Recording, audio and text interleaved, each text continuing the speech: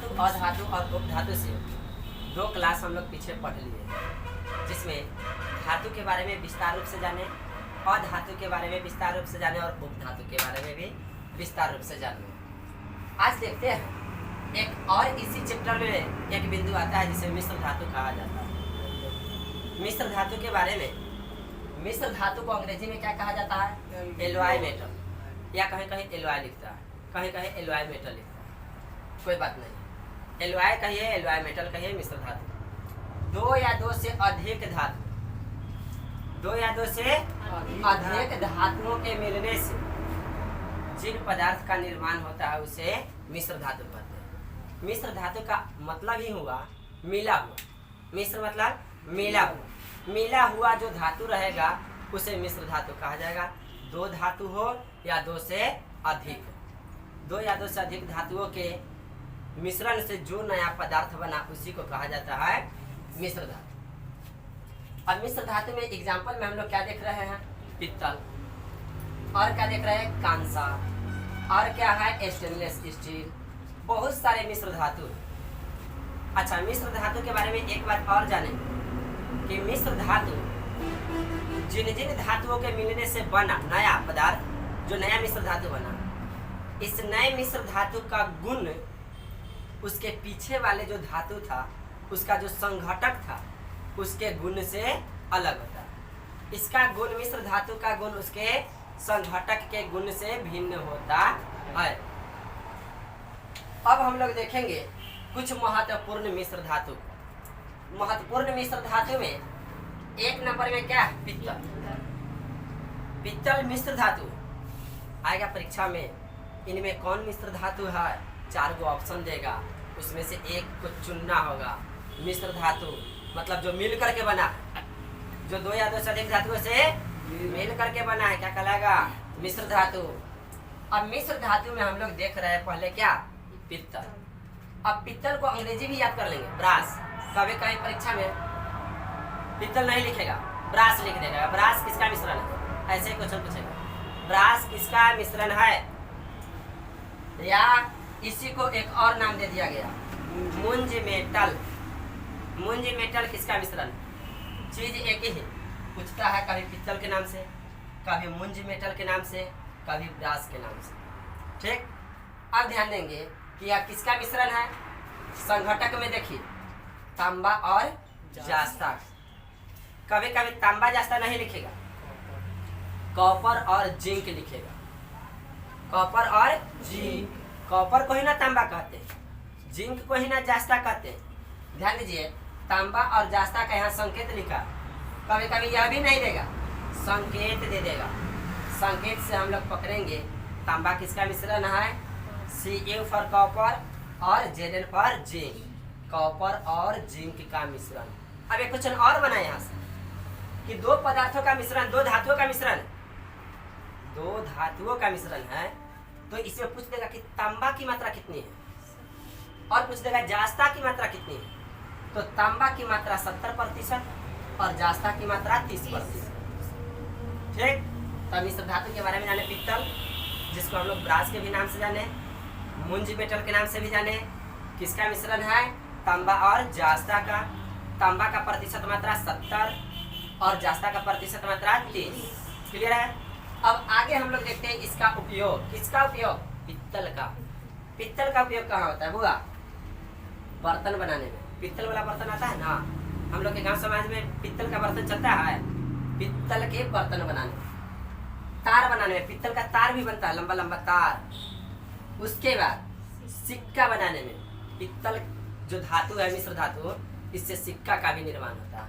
तो 3 उपयोग देखिए, बर्तन बनाने में, तार बनाने में और सिक्का में। अब दूसरा देख रहे हैं हम लोग क्या? कांसा। कांसा भी एक प्रकार का मिश्र धातु है, जिसे हम लोग अंग्रेजी में किस नाम से जानेंगे? ब्रोंज। कांसा को ही ब्रोंज कहते हैं। और इसको एक और नाम दिया गया क्या? Bell metal. कांसा को ही एक और नाम दिया गया बेल मेटल।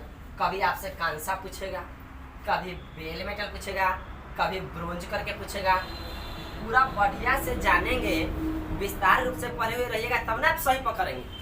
और नहीं तो रट करके एक एक क्वेश्चन पढ़ने वाले व्यक्ति केवल कांसा को अलग रटेगा, ब्रोंज फिर कहीं अलग लिख करके रटेगा और बेल मेटल फिर कहीं अलग लिख करके रटेगा, जबकि तीनों एक ही चीज है।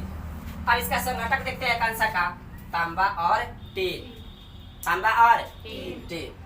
अब इसका संकेत क्या है, कॉपर और टीन का एस। फिर इसका मात्रा देखिए, कांसा में तांबा का मात्रा 90% और टीन का मात्रा 10%। अब ध्यान देंगे, कांसा में तांबा का मात्रा 90% और टीन का मात्रा 10%। अब इसका कांसा का प्रयोग कहाँ होता है, फिर वही बात, बर्तन बनाने में, मूर्ति बनाने में, सिक्का बनाने में, घंटी बनाने में।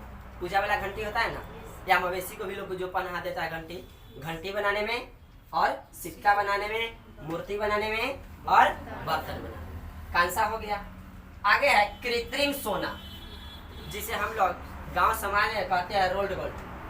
और रोल्ड गोल्ड का ना, रोल्ड गोल्ड का जो गांव में आभूषण बेचने वाला व्यक्ति आता है, लोग खूब खरीद करके पहनता है, तो वह मिश्र धातु कृत्रिम सोना कहलाता है।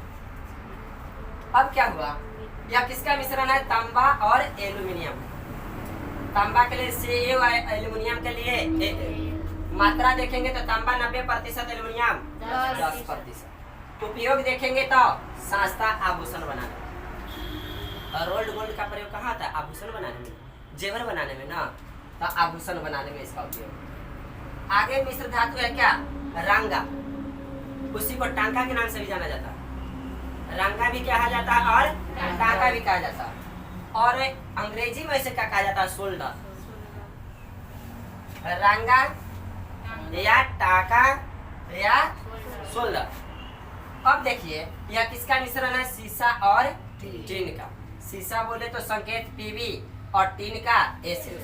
मात्रा देखेंगे तो सीसा 68% और टीन जो हो गया 32%। उपयोग देखेंगे रंगा टंका का, फ्यूज के तार बनाने में खूब पूछता, कह देगा कि विद्युतीय क्षेत्र में किस मिश्र धातु का प्रयोग किया जाता है, विद्युतीय क्षेत्र में रंगा का, या कहिए टांका का, या कहिए शोल्डर का।